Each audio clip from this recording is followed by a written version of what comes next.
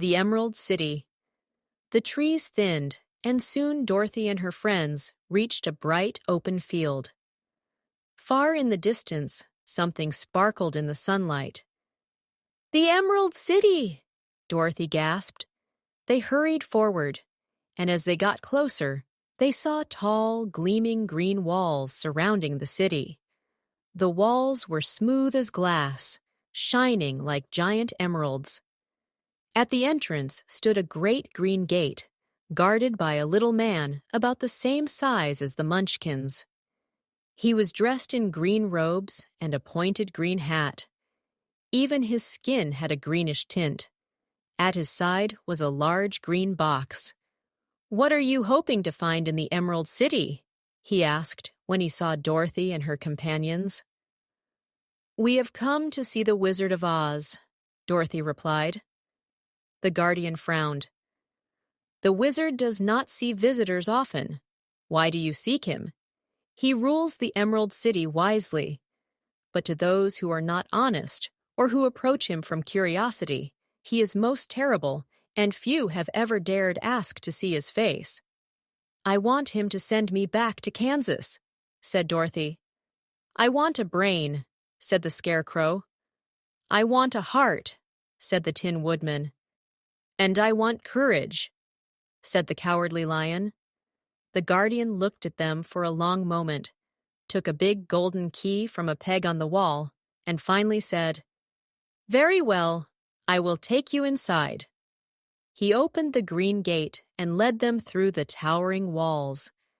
"Before you enter," he said, "you must wear these." From a small golden box, he took out green spectacles and carefully placed a pair on each of them. "You must wear these at all times," he explained. "The brightness of the Emerald City is too dazzling for unprotected eyes." Even with their eyes protected by the glasses, they were still dazzled by the city's green glow. The streets were paved with smooth green stones, and the houses were built of shimmering green marble. The shops sold green candy, popcorn, shoes, hats, and clothes. Even the people wore green clothes. A man was selling green lemonade, and when children bought it, Dorothy saw them pay with green pennies. People stared at Dorothy and her unusual group with wide eyes. The children, frightened by the Cowardly Lion, ran to hide behind their mothers, and no one spoke to them. There were no horses or animals in sight. Instead, the men pushed small green carts to carry their goods. Everyone looked happy, content, and prosperous. "The most beautiful city I've ever seen," Dorothy whispered.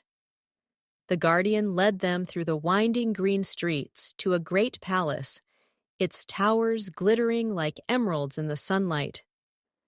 "You must wait here," he said. "The wizard sees only one visitor per day." Dorothy and her friends were each given a private room in the palace. That night, Dorothy and Toto took a warm bath in a shimmering green tub, and she was given a beautiful green silk dress to wear. The next morning, the guardian led Dorothy to the throne room. The room was vast, with high emerald ceilings and polished green walls. At the far end sat the Wizard of Oz, but to Dorothy's astonishment, he was a giant floating head. The head had no body, only a pair of fierce glowing eyes and a booming voice that echoed through the hall. "I am Oz, the great and powerful." Dorothy's knees trembled, but she bravely stepped forward. "Who are you, and why do you seek me?" the wizard demanded. "I am Dorothy, and I wish to return to Kansas," she said. The wizard's voice thundered. "Why should I grant your request?" Dorothy swallowed hard. "Because a cyclone carried me here, and I only wish to go home." For a long moment, the wizard was silent. Then he said, "I will consider your request, but first, you must destroy the Wicked Witch of the West." Dorothy's heart sank. The Wicked Witch of the West was said to be even more terrible than the one she had crushed with her house. The guardian led her out of the room.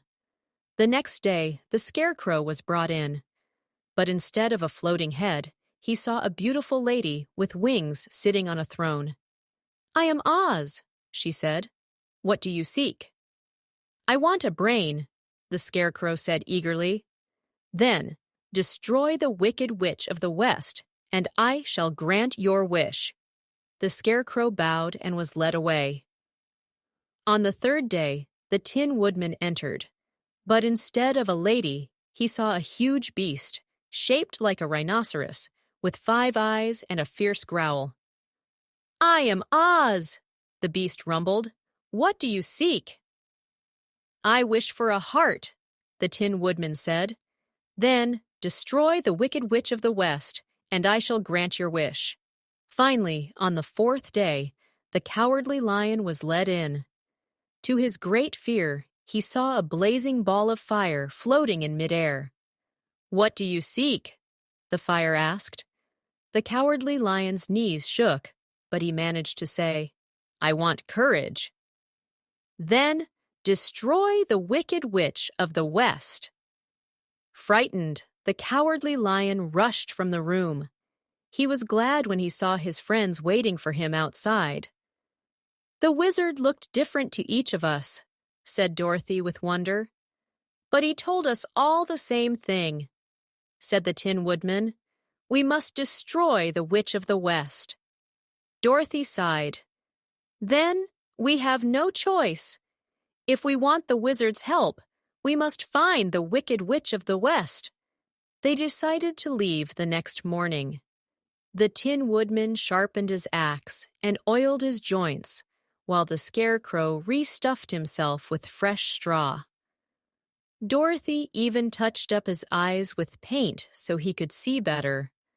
A kind green girl packed Dorothy's basket with food and tied a small bell around Toto's neck with a green ribbon.